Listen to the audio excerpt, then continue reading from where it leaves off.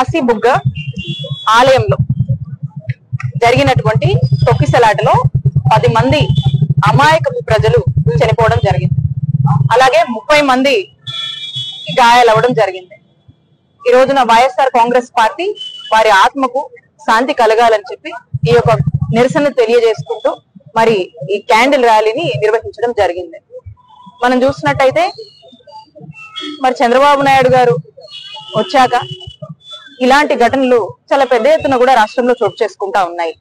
మరి కాశీబుగ్గలో జరిగినటువంటి ఈ తొక్కేసులాటే మనం చూసుకున్నట్టయితే ఇక్కడ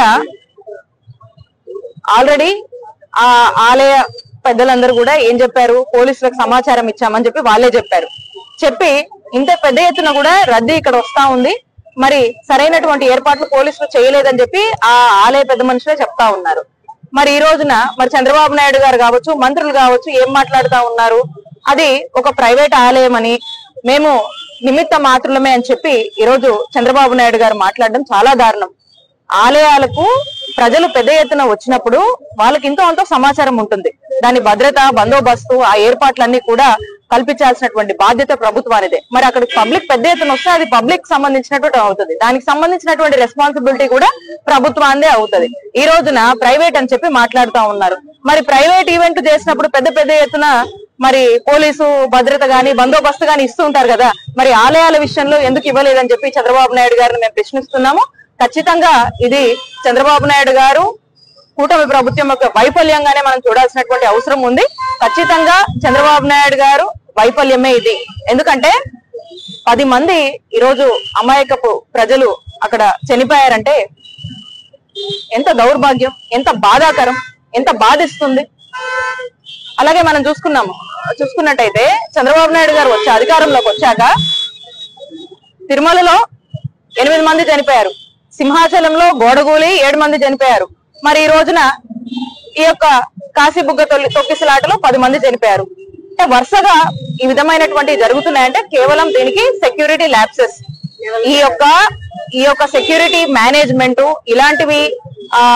ఇలాంటి రద్దీ ఉన్నటువంటి భక్తులు ఎక్కువ శాతం వచ్చినప్పుడు వీళ్ళు అంచనా సరిగా వేయకుండా, వీళ్ళు పోలీస్ నుంచి ఇవ్వాల్సినటువంటి సెక్యూరిటీ బందోబస్తు వాళ్ళు కల్పించకుండా జరుగుతున్నటువంటి ఫెయిలియర్స్ కారణం వల్లనే ఇలాంటి దుర్ఘటనలు చోటు చేసుకుంటున్నాయి. కాబట్టి ఇప్పటికైనా చంద్రబాబు నాయుడు గారు ప్రభుత్వం మేల్కొని ఇలాంటివి ఏమి జరిగినా కూడా ఇలాంటి ఫర్దర్ ఎలాంటివన్నా ఉంటే ప్రాపర్ గా భద్రత కల్పించాల్సినటువంటి బాధ్యత, ప్రజల్ని కాపాడాల్సినటువంటి బాధ్యత చంద్రబాబు నాయుడు గారి ప్రభుత్వానికి అని చెప్పి తెలియజేసుకుంటా ఉన్నాం.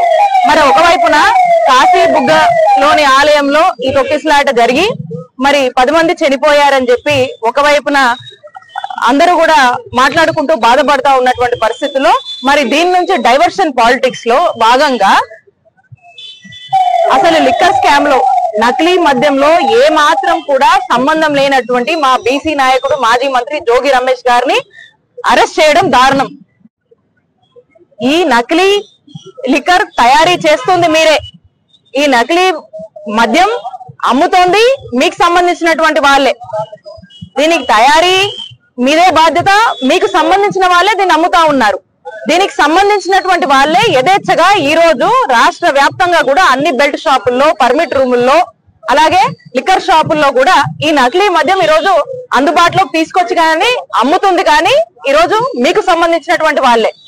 మరి ఇదంతా మాది కాదు, ఈ నకిలీ మద్యం యొక్క వ్యాపారం, ఈ రాకెట్ మొత్తం బట్టబయలైంది. కాబట్టి ఈ రోజు ఆ తప్పుని వైఎస్ఆర్ కాంగ్రెస్ పార్టీ మీద వేసి, వైఎస్ఆర్ కాంగ్రెస్ పార్టీకి సంబంధించినటువంటి ఒక బీసీ నాయకుడు జోగి రమేష్ గారి మీద వేసి ఈ రోజు వైఎస్ఆర్ కాంగ్రెస్ పార్టీ మీద బురద జల్లేటువంటి ప్రయత్నం చంద్రబాబు నాయుడు గారు చేస్తున్నారు. రాష్ట్ర ప్రజలందరూ కూడా చూస్తున్నారు, రాష్ట్ర ప్రజలందరూ కూడా తెలుసు ఈ తప్పు.